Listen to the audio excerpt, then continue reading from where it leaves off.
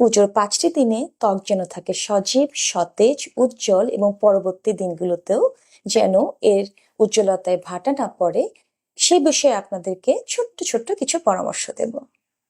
প্রথমত, যেহেতু প্রচন্ড গরম, আপনাকে হাইড্রেশনে প্রায়োরিটি দিতে হবে। পানি সমৃদ্ধ যে খাবারগুলো আছে, যেমন শসা, আনারস, তরমুজ, এই ধরনের মৌসুমী ফল এবং যে মৌসুমী সবজিগুলো পাওয়া যায় সেগুলো আপনি গ্রহণ করবেন। একেই বলা হয় ইট ইওর ওয়াটার। ত্বকের যত্নে আপনি যে বেসিক স্কিন কেয়ার অর্থাৎ ক্লেন্সিং, ময়শ্চারাইজেশন এবং প্রোটেকশন এগুলো তো মেনটেন করবেন।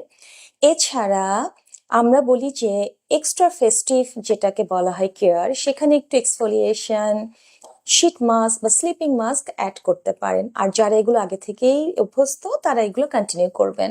আর মেকআপ যেহেতু করবেন, মেকআপটা যেন হয় মিনিমাল, একটু হালকা লেয়ার করবেন। মেকআপ নিয়ে ঘুমোতে যাবেন না, মেকআপ রিমুভ করে ঘুমোতে যাবেন, যেন এটির প্রভাব পরবর্তী দিন এবং পুজোর পরবর্তী সময়ে না পড়ে।